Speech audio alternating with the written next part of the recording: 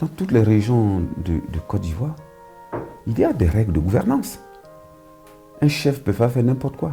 Un notable ne peut pas faire n'importe quoi. Un citoyen même du village ne peut pas faire n'importe quoi en principe. C'est vrai que de plus en plus, on perd un peu les valeurs. Le président Houphouët-Boigny disait d'avoir les pieds dans la tradition et la tête dans la modernité. Mais en réalité, il parlait des valeurs.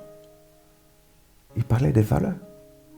Parce que quand, par exemple, le président de la République a mis en place un code d'éthique et de déontologie pour les ministres, ça, c'est la promotion de l'éthique, c'est-à-dire que revenir à ce qui est fondamental chez nous. Donc, votre question, vous dites, est-ce que c'est l'Afrique qui en premier a commencé à prendre de manière plus structurée en compte la question de l'éthique?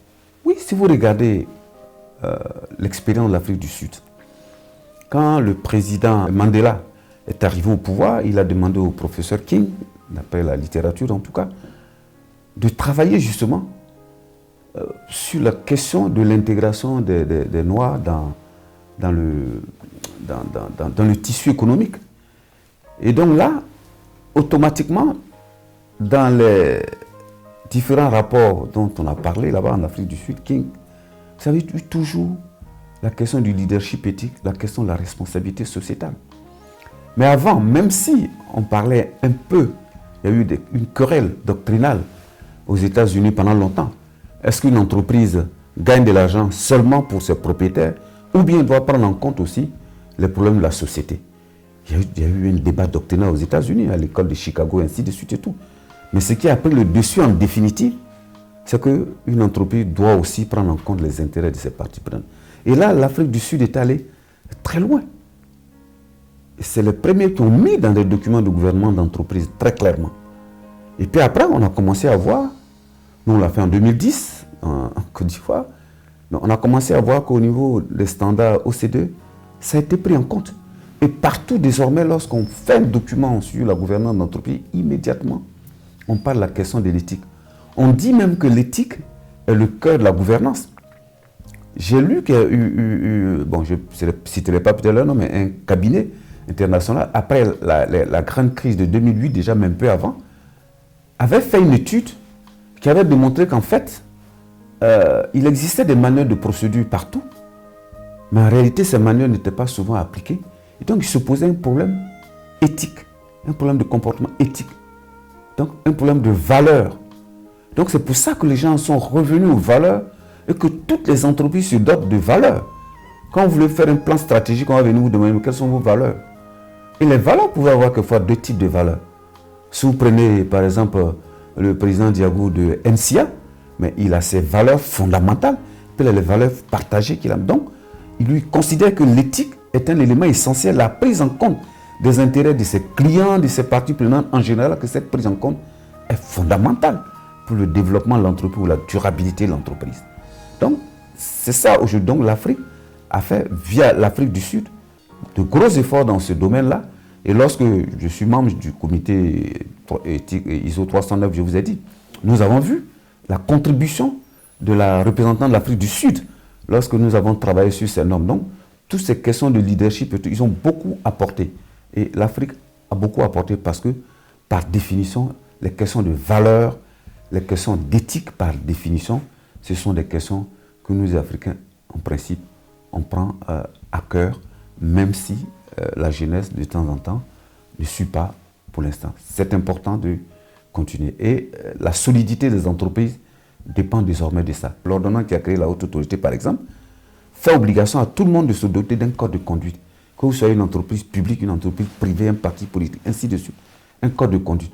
Parce que c'est la bonne conduite qui amène la paix dans une société, dans une entreprise, dans une association, dans un village, ainsi de suite. J'ai eu un peu la chance d'avoir rencontré un certain nombre de fois, paix à son âme, le président Zadi Kessi. Nous avons discuté de ce genre de sujet. Lui, par exemple, avait déjà mis en place ce qu'on appelait la charte du PDG, qui s'appliquait à la CUE, SODECI, enfin toutes les sociétés du groupe là-bas, la charte du PDG. C'était des valeurs, déjà. Il avait commencé. Quand je vous ai dit, le président de la République, il a mis en place le code de conduite, le code d'éthique des membres du gouvernement. On demande aux gens. Parce que lorsque quelqu'un a des valeurs, quel que soit le niveau de pouvoir que vous allez lui donner, il ne fera pas n'importe quoi. Je vais vous donner des exemples précis. Dans des situations où nous formons, parce que je fais beaucoup de formations en éthique, en RSE, en gouvernance. Formation en éthique, un exemple. Vous avez quelqu'un qui se promène dans une organisation, c'est un cas réel, puis qui ramasse 10 000 dans les escaliers. Il prend les 10 000 et il passe de bureau en bureau pour chercher le propriétaire des 10 000. Il y en a qui lui dit, mais toi, vraiment, tu n'as rien à faire. Tu as trouvé 10 000 dans les escaliers, ta poche, tu circules. Mais lui, à cause de ses valeurs, il ne peut pas faire ça. Un autre exemple, cas réel aussi, une dame dans une entreprise, quelqu'un vient la voir pour dire, bon, tu as 500 000 pour faire telle chose. Elle dit, non, je ne prends pas. Je demande à l'autre à côté, et c'est vous. Elle dit, ah oui, mais moi, je n'ai pas demandé, ainsi de suite. Donc, tout va dépendre des valeurs de chacun. Tout va dépendre des valeurs que chacun porte en lui. On ne fera pas... Vous êtes au feu rouge. Vous avez des gens qui arrivent. La loi dit qu'on ne doit pas passer au feu rouge. Ils viennent trouver des gens déjà stationnés au feu rouge, mais ils klaxonnent. À la limite, bon, s'ils les insultent pas, c'est quelque chose, mais... Et puis ils se débrouillent, ils passent, et puis ils s'en vont. Ils passent le feu rouge. Mais c'est une question de valeur. Donc, si vous êtes avec un enfant dans votre voiture, que vous vous comportez comme ça, qu'est-ce que vous lui communiquez? Qu'est-ce que vous lui communiquez? Donc, je ne pense pas que ce soit la masse de pouvoir ou la quantité de pouvoir que quelqu'un a. Non, c'est une question, je m'excuse d'abord même, peut-être si on peut dire comme ça, d'éducation d'abord. D'éducation. Il y a des gens qui ne feraient jamais certaines choses. Qui ne vont jamais injurier quelqu'un. Il y a des choses qu'ils ne vont pas faire.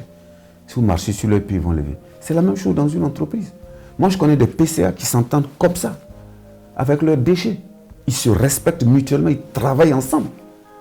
Mais aussi, il peut y avoir des DG qui disent qu'ils sont peut-être tout puissants. Ils ne respectent pas les membres du conseil.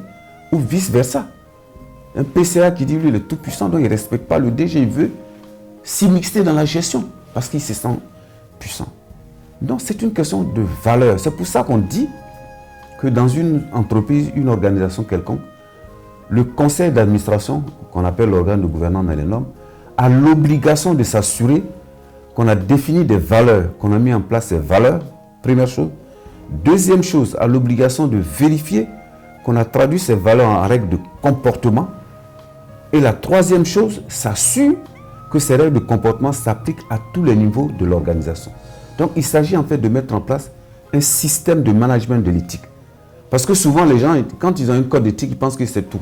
Non, c'est un système qu'il faut mettre en place, qui fonctionne, qui est évalué périodiquement pour faire un système d'amélioration continue et faire des rapports annuels pour donner, si c'est l'État, pour donner à vos parties prenantes, pour voir, voici chez nous, quelles sont nos pratiques éthiques, quelles sont nos activités en matière de responsabilité sociale. Donc, aujourd'hui, on parle de rapport de développement durable. Nous avons une loi en Côte d'Ivoire, la loi d'orientation 2014, qui fait obligation aux différentes structures publiques comme privées de produire un rapport. Justement, ça montre bien que vous devez démontrer que vous êtes socialement responsable. Je vous prends, vous êtes gros transporteur, vous avez des gros camions. Et puis vous avez des camions qui fument, par exemple. Plein de fumée. Mais quand vous passez au bord de la route, toutes les dames qui vendent au bord de la route, là, vous êtes en train de porter atteinte à leur santé. Donc vous n'êtes pas socialement responsable. Nous sommes, en tant qu'État Côte d'Ivoire, engagés aussi à la réalisation des 17 objectifs de développement durable. Et pour réaliser ces 17 objectifs de développement durable, on va s'appuyer sur la responsabilité sociétale, qui va devenir l'outil qui va permettre de réaliser les objectifs de développement durable. Lorsqu'on parle de responsabilité sociétale aujourd'hui, on y intègre la question des changements climatiques, parce qu'on ne peut pas faire autrement. J'ai eu la chance d'avoir été membre du conseil d'administration du Forum africain pour la recherche agronomique qui est basé au Ghana, qui est une structure qui est liée à l'Union africaine. Et donc, là-bas, j'ai apporté ma petite pierre en ce qui concerne la prise en compte notamment de la responsabilité sociétale. Et donc, ces questions sont des questions importantes.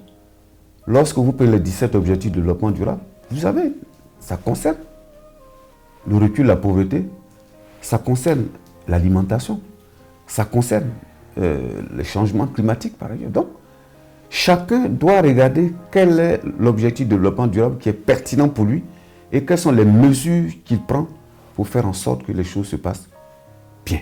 Donc, à mon avis, c'est deux sujets importants, deux sujets prioritaires. En tout cas, le changement climatique, tout le monde est obligé de prendre en compte ça aujourd'hui, qu'on soit banquier, qu'on soit partenaire technique et financier, qu'on soit un État, qu'on soit une entreprise et tout, on est obligé d'intégrer ce sujet. Même quand on est au village, on est obligé d'intégrer ça. Parce que vous savez, on parle de l'adaptation, par exemple. Parce que, regardez comment les pluies viennent aujourd'hui. Les paysans ont besoin probablement de s'adapter à la nouvelle façon dont les pluies tombent.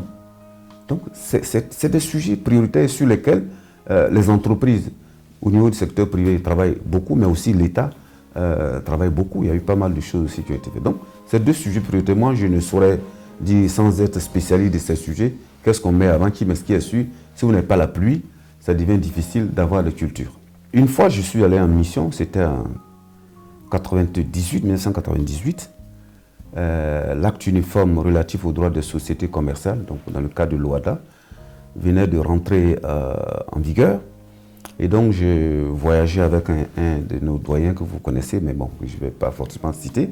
Et à la distance de l'avion, il me dit, mais il faut voir cette histoire, il y a trop de problèmes entre les DG, les PCA, tout ça, il faut regarder cette affaire-là. Donc, c'est comme ça que j'ai commencé donc à travailler sur les rôles, qui doit jouer quel rôle dans le cadre d'une entreprise et tout ça. À voir quel doit être le rôle du conseil, quel doit être le rôle du directeur général, comment ils doivent travailler ensemble et tout ça.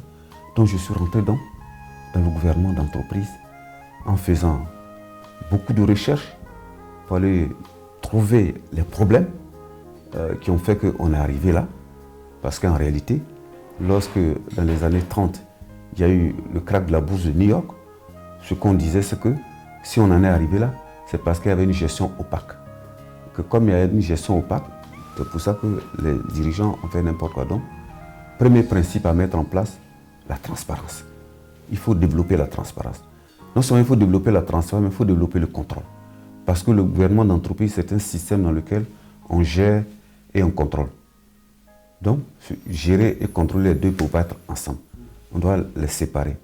C'est comme ça que c'est parti. Vous avez entendu parler des administrateurs indépendants. L'idée est venue du fait qu'à l'époque, donc, aux États-Unis, dans d'autres pays développés, mais surtout là-bas, mais les administrateurs, ils étaient à la fois des exécutifs. C'est-à-dire qu'ils travaillaient dans l'entreprise en tant que directeur de ceci ou de cela. Donc, ils étaient chargés de contrôler leur propre gestion. Donc ça ne va pas. Donc à un moment donné, les gens disent, bon, si on ne peut pas faire autrement, il faut qu'il y ait plus d'administrateurs non exécutifs, des gens qui n'interviennent pas dans la gestion pour qu'on sente quand même qu'il y a un vrai contrôle du tout. Et petit à petit, on a évolué vers la question de l'administrateur indépendant. L'administrateur indépendant, c'est-à-dire que moi je l'ai été administrateur indépendant au FARA, j'étais administrateur indépendant, après mes 3 premières années, je suis devenu président du comité de gouvernance, du conseil, donc j'ai fait 3 ans en tant que président du comité. Donc, l'indépendance, ça veut dire que vous n'êtes pas rattaché à un intérêt quelconque. Quand un sujet arrive, vous parlez de façon objective et on compte sur votre expérience. Donc vous apportez une certaine valeur ajoutée au conseil. Donc c'est comme ça qu'on en est arrivé aux administrations indépendantes. Et l'État a prévu dans sa réglementation la possibilité d'avoir justement des administrations indépendantes dans les conseils d'administration. Donc ce qui est l'application d'un principe de gouvernement d'entreprise. Autant de rapports aussi que la loi prévoit désormais qu'on doit faire à certaines d'organisations. Tout ça, ça relève de la transparence, de l'application du principe de la transparence. Vous savez, écrire, j'ai déjà des livres souvent achevés à 80%. Hein. J'en ai un sur l'éthique, un sur la RSE. Bon, j'ai voulu tellement à chaque fois enrichir la RSE, c'était fini depuis longtemps, mais chaque fois je veux ajouter certaines choses et tout.